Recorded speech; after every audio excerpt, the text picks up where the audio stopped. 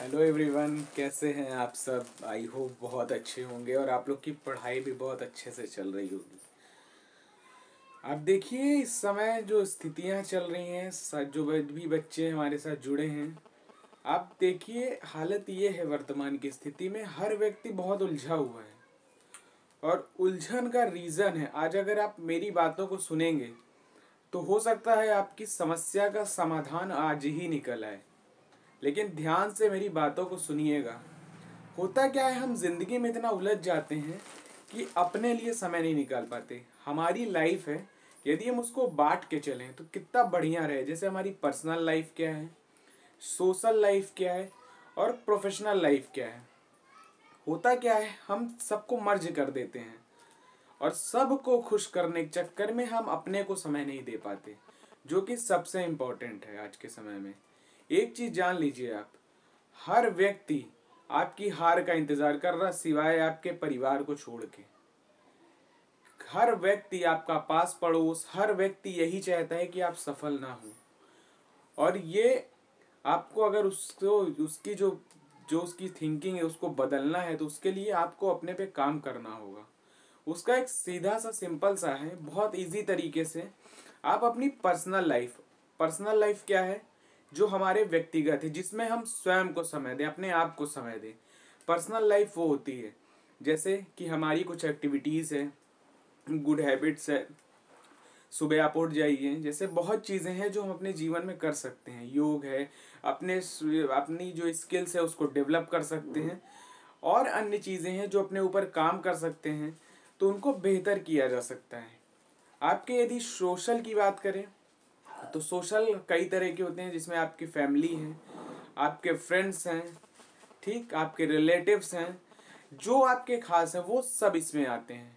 ठीक, तो कुछ समय इनके लिए हो, कुछ समय मतलब कुछ ही समय। होता क्या है कि अगर आप इन सब चीज़ों पे ज़्यादा फोकस करेंगे तो आपका प्रोफेशनल, यानी जैसे आप यदि स्टूडेंट हैं तो आपका प्रोफेशनल है, आपका पढ़ाई कर रहे हैं, आपके टारगेट्स हैं, आपके अचीवमेंट्स क्या क्या हैं, उसको अचीवमेंट्स के लिए आपको क्या क्या उसके टारगेट है उसको अचीव करना है, और उसके लिए एक गोल होगा तभी ये पॉसिबल है।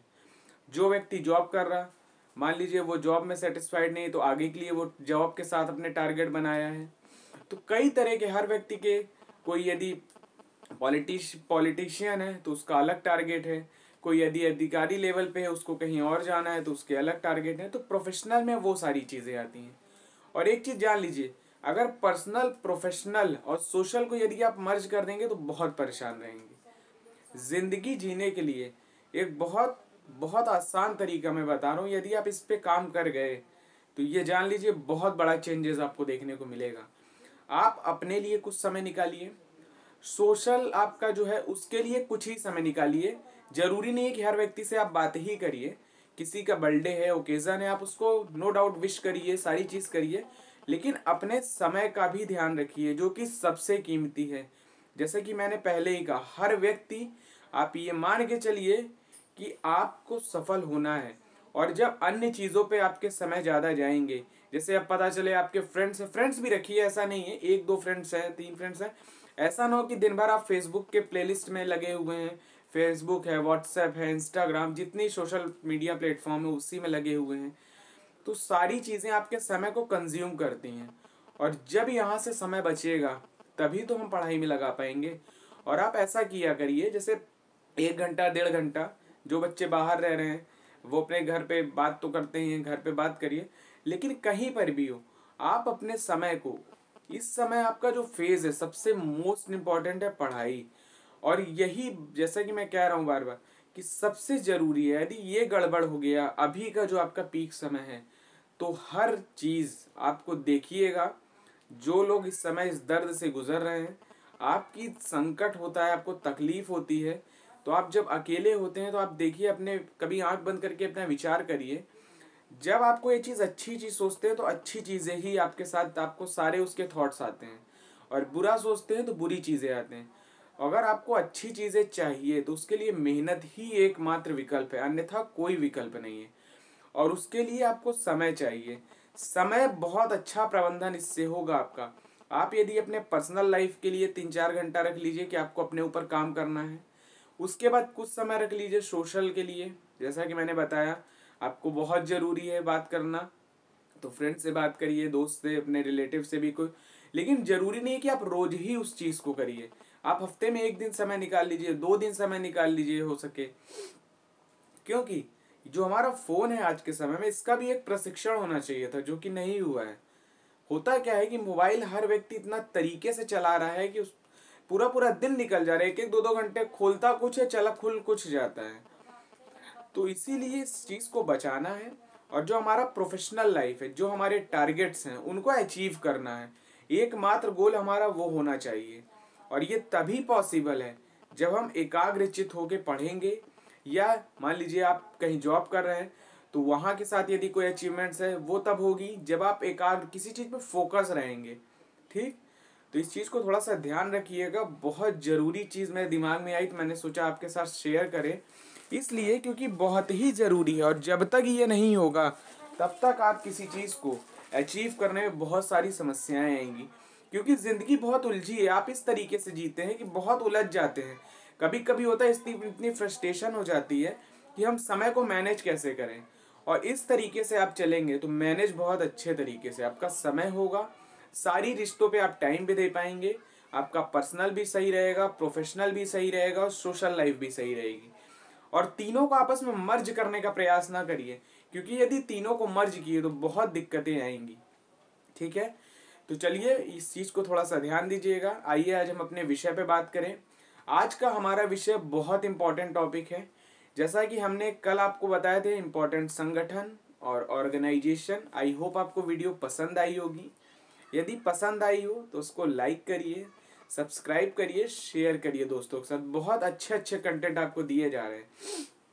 अब आज का जो हमारा विषय है, मध्यकालीन इतिहास के तहत उसके अंतर्गत जितनी मध्यकाल की पुस्तकें हैं और उनके लेखक एक ही क्लास में, जी हाँ एक ही क्लास में सारी चीज़ों को कंपाइल करके आपको दिया जा रहा है। तो ध्यान रखिएगा, सारी चीज़ों को कंपाइल किया जा रहा है एक ही जगह पे। उससे क्या होगा कि यदि आप इस वीडियो को देख लिए, इसी तरह मैंने आपको मॉडर्न हिस्ट्री में भी कराया है, यदि आपने नहीं देखा हो तो देखिएगा ज़रूर। और मेरा बार बार उद्देश्य है सिर्फ सिलेक्शन, और आप हमारे टॉपिक्स को देख रहे होंगे, सिलेक्शन के प्रोसेस से ही रहते हैं, सारी चीज़ें एग्ज़ाम के दृष्टिगत ही रहते हैं। तो आप एक बार प्रीवियस ईयर किताब, जो प्रीवियस ईयर क्वेश्चन पेपर है, घटना चक्र है, सबको सॉल्व किया करिए और देखा करिए क्या मैं जो बोल रहा हूँ वो सही है या नहीं। यदि सही है तो उस पर आप काम करिए। सिलेक्शन लेना है तो मेहनत करनी पड़ेगी, और उसी के लिए से आपके एग्ज़ाम बहुत करीब हैं। और हमारे जो टॉपिक है बहुत सिलेक्टिव, बहुत कम समय में बहुत ज़्यादा चीज़ होती है वीडियो पे। तो आप यदि बने रहेंगे, आप देखिए हमारी 100 क्लासेस कंप्लीट हो चुकी है, 100 वीडियोस हमने दिए हैं अब तक, और 100 वीडियो में आप देखेंगे तो 100 टॉपिक्स आपको निकल के आएंगे। जो मैं करंट बताता हूँ उसमें करंट की सारी चीज़ें होती हैं। अब जो आपके इम्पोर्टेंट व्यक्तित्व पे मैंने चर्चा की वो भी बहुत इम्पोर्टेंट है, और जो इम्पोर्टेंट जीएस के टॉपिक्स हैं, स्टैटिक पार्ट्स है, वो सारी चीज़ें हमने कवर की। आप मेरे चैनल पे आने के बाद, आपके अपने चैनल जो है इस पे आने के बाद, यदि कोई भी वीडियो आप प्ले करके देखते हैं तो वो वीडियो ख़त्म होने पे आपको वो टॉपिक पूरा कंप्लीट होता है, और पूरा 360 डिग्री कंप्लीट होता है। ये नहीं कि मैं ऊपर से बता के निकल जाऊँ। तो यदि आपको पसंद आए तो इसी तरह चैनल पे बने रहिए। और आज का जो हमारा विषय है उस पर शुरुआत करते हैं। मध्यकालीन भारत के इतिहास के अंतर्गत पुस्तक और लेखक 1 से 2 बार मैं बताऊंगा, और आप मेरे साथ ऐसा किया करिए, बोला करिए। तो आप पेन और नोटबुक लेके बैठिए, ठीक, और मेरे साथ आप बैठेंगे नोटबुक और पेन लेके, और रिवीजन किया करिए। जैसे मैं बोलता हूँ उसी तरह आप बोलिए। होता क्या है, जब आप बोलते हैं और लिखते हैं तो बहुत तेज से आपके दिमाग में जाता रहता है वो चीज़।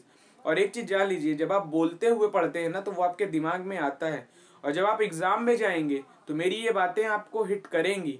जैसे मैं बता रहा हूँ उस तरीके से आप पढ़ेंगे तो निश्चित तौर पे सफल होंगे, और सफलता ही एकमात्र उद्देश्य है हमारे क्लास का। ठीक, तो आइए अपने विषय की बात करते हैं। सबसे पहली किताब की बात करें, किताब-ए हिंद। किताब-ए-हिंद किसने लिखी है? किताब-ए-हिंद किसने लिखी है? उतबी। ये किसके समय में थे? तो महमूद गजनवी, आपको याद है, गजनी से आया था महमूद गजनवी। इनके सुबुक्तगीन, अलप्तगीन, तो याद है नाम? नहीं पता होगा तो मैं आऊँगा तो उस पर बताऊँगा, ठीक। महमूद गजनबी वही व्यक्ति था जिसने भारत में 17 बार आक्रमण किया था, 17 बार। और यदि ये सोमनाथ मंदिर लास्ट में लूटा था 1027 में, यदि यह जीवित रहता तो ये फिर आक्रमण करता। मतलब इसका उद्देश्य था सिर्फ धन लूटपाट करना, और लगभग 17 बार इसने भारत में आक्रमण किया है। आप सोच लीजिए इसकी मेंटलिटी। और इन्हीं के समय में बात करें यदि हम सबसे पहले, तो किताबुल यामिनी, इसके लेखक कौन है? किताबुल यामिनी के लेखक की हम बात कर रहे हैं। किताबुल यामिनी के लेखक है उतबी, और ये महमूद गजनवी के ही दरबार में थे, ध्यान रखिएगा। अगली किताब है शाहनामा, फिरदौसी की है, ये भी थे महमूद गजनवी के समय में। शाहनामा पुस्तक पूछता है किसकी है, तो याद रखिएगा फिरदौसी की है। किताबुल यामिनी किसकी है? उतबी की है। अगली है फुतूहु अस-सलातीन, इस पुस्तक का मैंने जिक्र किया हुआ है इसके पहले जब मैं बता रहा था। कब? दिल्ली सल्तनत के केंद्रीय प्रशासनिक व्यवस्था, आर्थिक व्यवस्था और सांस्कृतिक व्यवस्था, उसमें मैंने इस किताब का जिक्र किया था। आप बताइए कहाँ किया, यदि आपको याद हो। चलिए मैं ही देता हूँ। फुतूहु अस-सलातीन पुस्तक के लेखक हैं इसामी, और इस पुस्तक में ही तुर्कान चहलगानी, जिसको इल्तुतमिश के जो 40 सुल्तानों का, जो 40 सरदारों का था, जो शक्तियां थी, इल्तुतमिश अपने शासनकाल को प्रभावी बनाने के लिए, तो तुर्कान चहलगानी उसी के समय में आया था। किसके समय में? इल्तुतमिश के समय में। पूछता है एग्जाम में, ध्यान रखिएगा इस चीज को। और ये इसका उल्लेख किस पुस्तक में मिला है तुर्कान चहलगामी का? तो उस पुस्तक का नाम है फुतूहु अस-सलातीन। इस पुस्तक के लेखक हैं कौन? इसामी। अगली है सियासतनामा। सियासतनामा पुस्तक के लेखक कौन है? तो अल-तूसी है। सियासतनामा पुस्तक के लेखक कौन है? तो अल-तूसी है, ध्यान रखिएगा। इसमें इक्ता व्यवस्था का चर्चा हुआ है। इक्ता व्यवस्था आपको पता है ना क्या थी? जो भूमि के खंड थे, मैंने बताया है लेकिन एक बार फिर बता देता हूँ। जो भूमि के खंड होते हैं, इक्ता का मतलब होता है भूखंड, और भूमि के खंड को वेतन के बदले दिया जाता था, याद है ना, दिल्ली सल्तनत में।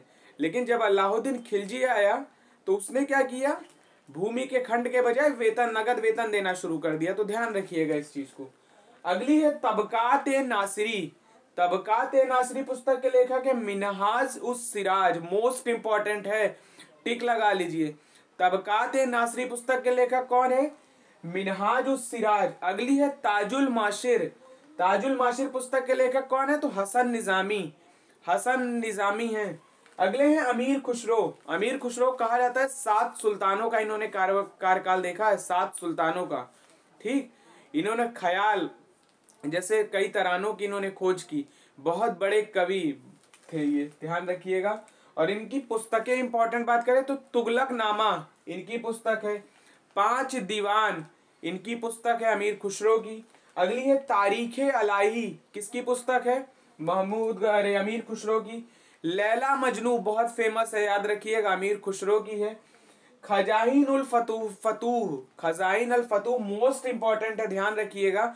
इसमें अलाउद्दीन के समय काल का जिक्र है, अलाउद्दीन खिलजी के समय काल का जिक्र है, तो ध्यान रखिएगा। ठीक, और तुगलक नामा जो है उसमें गयासुद्दीन तुगलक के बारे में जानकारी मिलती है, वो भी ध्यान दीजिएगा।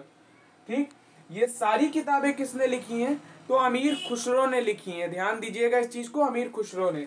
अगली बात करी तारीख है फिरोज शाही या फतवा है जहांगीरी, जियाउद्दीन बर्नी की पुस्तक है। फतवा है जहांदारी और तारीख है फिरोज शाही किसकी पुस्तक है? जियाउद्दीन बर्नी की। नेक्स्ट है तूती नामा। तूती नामा पुस्तक के लेखक कौन है? तो नक्शवी, याद रखिएगा, नक्शवी, जिया नक्शवी इनका पूरा नाम है। तूती नामा के लेखक कौन है? तो जिया नक्शवी, नाम याद रखिएगा। नेक्स्ट है तारीख है सिंध, इस पुस्तक के लेखक कौन है? मीर मोहम्मद मासूम। तारीख सिंध पुस्तक के लेखक कौन है? मीर मोहम्मद सोन मासूम, याद रखिएगा। अगली है तारीख मुबारक शाही। तारीख मुबारक शाही, तारीख मुबारक शाही, याहिया बिन सरहिंदी, याहिया बिन सरहिंदी, याद रखिएगा। अगली पुस्तक है रेहला। रेहला मोस्ट इंपॉर्टेंट है, एग्जाम में पूछा भी गया है कई बार, इब्न बतूता की पुस्तक है। ठीक, अगले हैं रिसाल ए उसाज, इस पुस्तक के लेखक कौन है? और तुजु के बाबरी, इन दोनों पुस्तक के लेखक है बाबर, नाम याद रखिएगा। रिसाल ए उसाज पुस्तक, और क्या है? तुजु के बाबरी। बाबर की पुस्तक है। बात करें हुमायूं नामा, हुमायूं नामा की जो रचना की है वो गुलबदन बेगम ने की। गुलबदन बेगम कौन है? तो ये हुमायूं की बहन थी। गुलबदन बेगम हुमायूं की बहन थी, ठीक। और अकबर के कहने पे इन्होंने इनके जीवन काल, इनकी आत्मकथा लिखा है, याद रखिएगा इस चीज को। अगली है तारीख है रशीदी। तारीख है रशीदी पुस्तक के लेखक कौन है? तो मिर्जा मोहम्मद हैदर। अगली पुस्तक की बात करें कौन सी है? तो अबुल फजल ने लिखी है आईने अकबरी। अबुल फजल की मोस्ट इंपॉर्टेंट किताब है। अगली है आपकी अकबरनामा। अबुल फजल ने ही लिखा है अकबरनामा, याद रखिएगा। नेक्स्ट है बहार दमिश्क। ये किसने लिखा है? बहार दमिश्क, ये भी अबुल फजल ने लिखा है। मोस्ट इंपॉर्टेंट किताब है और मोस्ट इंपॉर्टेंट राइटर है, पूछता है एग्जाम में। आप इंपॉर्टेंट लगाते चलिए और इस वीडियो को देखने के बाद आपका मध्यकाल इतिहास से पुस्तकों में एक भी क्वेश्चन बाहर नहीं जाएगा, ध्यान दीजिएगा इस चीज को। अगली है मुनतखब उत तारीख, याद रखिएगा मुनतखब उत तवारीख। मुनतखब उत तवारीख, याद रखिएगा, उर्दू नाम है थोड़ा सा। इनके पुस्तक के लेखक कौन है? अब्दुल कादिर बदायूनी। अब्दुल कादिर बदायूनी, याद रखिएगा। अगली है तारीख शेरशाही। शेर शाह सूरी के शासनकाल के समय का इसकी जानकारी है। यह उनके समाप्त होने यानी उनके मृत्यु के बाद इसको लिखा गया है अब्बास खान के द्वारा, तो याद रखिएगा। अगली है तारीख सलातीन। तारीख सलातीन अहमद यादगार की पुस्तक है। तलाक सलातीन पुस्तक का क्या नाम है? तारीख सलातीन ए अफगान। इसमें सूरवंश और लोदी वंश के समय की जानकारी सारी दी गई है और लिखा किसने है? तो अहमद यादगार ने लिखा है। अगली पुस्तक की यदि चर्चा करें तुजू के जहांगीरी, जहांगीर ने लिखी है। अगली है पादशाहनामा, नॉट बादशाहनामा, पादशाहनामा। इसको लिखा है अब्दुल हमीद लाहौरी ने। अब्दुल हमीद लाहौरी ने कौन सी लिखी है? पादशाहनामा। शाहजहांनामा पुस्तक किसने लिखी है? तो इनायत खान ने शाहजहांनामा। मुनतखब उल लुबाब, मुनतखुल उल लुबाब पुस्तक किसने लिखी है? तो कफी खान ने, कफी खान ने लिखी है, याद रखिएगा। अगली है नल दमयंती, मोस्ट इंपॉर्टेंट है, फैजी ने लिखी है नल दमयंती पुस्तक। अगली है इकबाल नामा, मुतमीद खान ने लिखी है इकबाल नामा, मुतमीद खान ने। अगली बात करें जफरनामा। जफरनामा मोस्ट इंपॉर्टेंट किताब है, गुरु गोविंद सिंह का ये पत्र है जो उन्होंने औरंगजेब को लिखा था, याद रखिएगा जफरनामा। इसके लेखक कौन है? तो अली यजदी हैं, याद रखिएगा इस उसके पुस्तक के जो लेखक हैं। अगली है चचनामा। चचनामा के लेखक कौन है? तो मोहम्मद अली कुकी चचनामा के लेखक हैं। अगली बात करें फवैद अल फजाद, मीर हसन देहलवी। फवद अल फजाद के लेखक कौन है? तो मीर हसन देहलवी। अब कुछ इंपॉर्टेंट बात करें जो ट्रांसलेशन हुए। देखिए महाभारत का जो फारसी में अनुवाद किया गया है किसके द्वारा किया गया? तो बदायूनी के द्वारा, जिसको रज्मनामा भी कहा जाता है। बाइबिल का यदि हम फारसी में अनुवाद की बात करें तो अबुल फजल ने किया था बाइबिल का फारसी अनुवाद। अभी सोचिए ये यहाँ पे आए और यहाँ पे अनुवाद करने की इनकी क्या आवश्यकता थी? ये अनुवाद इसलिए कर रहे हैं कि यहाँ की जो संस्कृतियां हैं लोकल, उसके बारे में ये जान सकें और लोगों को समझ सकें कि लोगों की मेंटलिटी क्या है, उनकी सोच क्या है। तो इस उद्देश्य से इन्होंने क्या किया कि यहाँ के कहीं पर भी आपको यदि शासन करना है तो आप सबसे प्राथमिक होता है कि वहाँ की कल्चर क्या है, वहाँ की संस्कृति क्या है, वहाँ के धर्म क्या है, क्योंकि धर्म से लोगों का बहुत जुड़ाव होता है। आप आज भी देख लीजिए यदि कोई किसी के धर्म पे बोले तो बहुत गलत असर पड़ता है, समाज में सांप्रदायिकता होती है। और सबसे अच्छा तरीका होता है यदि किसी से आपको इंटरेक्शन मेंटेन करना है, किसी से बातचीत अच्छी करनी है, तो आप उसकी भाषा में बात करिए, उसकी शैली में बात करिए, उसके धर्म में बात करिए, उसमें इंटरेस्ट लीजिए, तो बहुत अच्छा आपका कम्युनिकेशन होता है। ये आप ध्यान दीजिएगा इस चीज को, ठीक है। तो इसमें क्या था, यही उद्देश्य था इनका। तो देखिए इन्होंने बाइबिल का अनुवाद किया। बताइए आप मध्यकाल से आ रहे हो, आपको बाइबिल की क्या आवश्यकता है, लेकिन इंटरेक्शन बैठाने के लिए। तो बाइबिल का कि फारसी में अनुवाद किसने किया था? तो अबुल फजल ने। महाभारत और राज तरंगिणी का किसने अनुवाद किया था? तो जैनुल आबिदीन ने। ये कश्मीर का अकबर भी इन्हें कहा जाता है, जैनुल आबिदीन कहा जाता है। राजतरंगी किसने लिखी है मेन? तो कल्हड़ के द्वारा लिखी गई है, याद रखिएगा। अगले यहाँ लीलावती का फारसी में अनुवाद किसने किया था? तो फैजी ने किया। ये गणित की पुस्तक है, भास्कराचार्य जी की पुस्तक है, याद रखिएगा। लीलावती किसकी पुस्तक है? भास्कराचार्य जी की, गणित पर आधारित है और लिखा इसको फैजी ने है। अगली पुस्तक है अथर्ववेद का, जिसको फारसी में अनुवाद किया इब्राहिम सरहिंदी ने। इब्राहिम सरहिंदी ने अथर्ववेद का फारसी में अनुवाद किया है। अथर्ववेद क्या था तो अभी आएगा तो बताएंगे, लेकिन थोड़ा सा सुन लीजिए।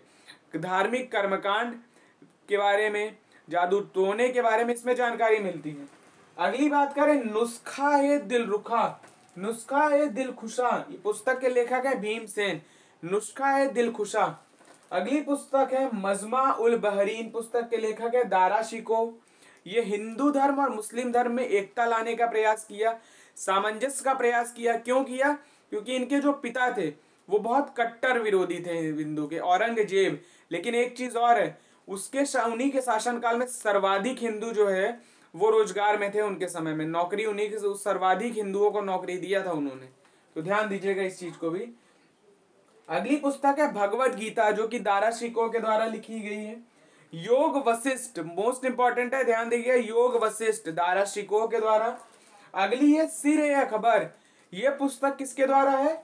तो दारा शिकोह। अगली बात करें सफीनात अल औलिया, ये भी दारा शिकोह के द्वारा, सफीनात अल औलिया पुस्तक, ठीक। अगली हम बात करें यदि अमुक्त मालदई, मोस्ट इंपॉर्टेंट किताब है कृष्ण देव राय विजयनगर साम्राज्य, वो अगले वीडियो में बहुत अच्छे से बताएंगे और मोस्ट इंपॉर्टेंट है, एग्जाम में हमेशा क्वेश्चन रहते हैं। तो अमुक्त मालदय पुस्तक के लेखक कौन है? तो कृष्ण देव राय।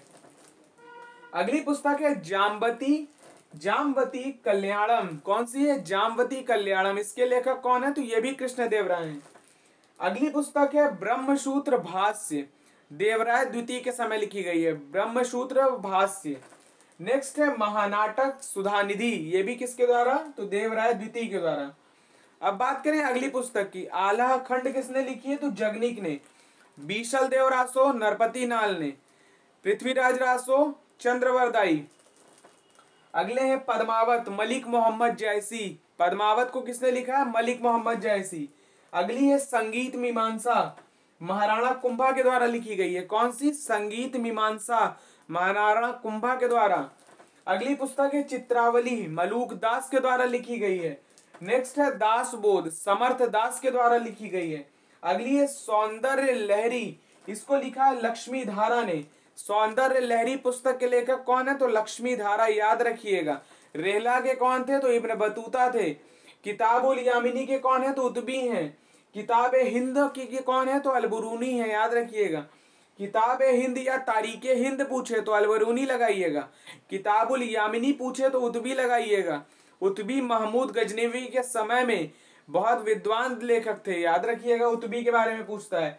फिरदौसी भी उन्हीं के समय में थे, ठीक। एक थे बैहाकी, याद रखिएगा, नाम याद आ गया तो बता दें, बैहाकी भी बहुत इंपॉर्टेंट थे, तो ध्यान दीजिएगा। तो आई होप आपको सारी पुस्तकें हमने इसमें कवर की हैं। एक बार आप स्क्रीनशॉट ले लीजिए, मैं साइड हो जा रहा हूं। आई होप आपने ले लिया होगा और वीडियो देखिए कितना मोस्ट इंपॉर्टेंट है। मध्यकाल इतिहास के अंतर्गत मैंने सबको कवर किया, चाहे वो कृष्णदेवराय के समय की पुस्तकें हों, मुगल साम्राज्य की हों, दिल्ली सल्तनत की हों, सारी चीजों को हमने कवर किया। सारी मोस्ट इंपॉर्टेंट के समय, अरबों के आक्रमण के समय की हों, तुर्कों के आक्रमण के समय की हों, सारी चीजों को हमने एक ही वीडियो में सारी पुस्तकों को कवर किया। अब आप खुद अपने दिमाग से विचार करिएगा, क्या ये इंपॉर्टेंट टॉपिक नहीं है? अगर है तो इसको शेयर करिए लोगों के साथ, खुद याद करिए। और एक चीज जानिए, शेयर करिए तो आपके साथ साथ लोग भी देखें। होता क्या है, ऐसा नहीं है कि ज्ञान बांटने से बढ़ेगा ही आपका, तो लोग भी देखेंगे तो उनको भी समझ में आएगा। और बहुत इंपॉर्टेंट चीजें आपको यहाँ बताई गई, सारी चीजें एक एक किताब को खोज के, यहाँ पे ऐसा नहीं है कि हम कहीं सारी चीजों को खोजना पड़ता है, पूरा सेट करना पड़ता है, तब ये चीजें आपके सामने आती हैं, ठीक। तो ध्यान दीजिएगा इस चीज को। अगले वीडियो में एक नए विषय के साथ मुलाकात होगी, तब तक के लिए अपना ध्यान रखिए, अपनों का ध्यान रखिए, स्वस्थ रहिए, मस्त रहिए और अपना व्यक्तित्व ऐसा स्थापित करिए कि लोग आपके साथ गौरवान्वित महसूस करें। चलिए फिर अगले वीडियो में आप सबसे एक नए विषय के साथ मुलाकात होगी। तब तक के लिए बहुत बहुत शुक्रिया आप सभी का। आभार। जय हिंद, जय भारत, धन्यवाद।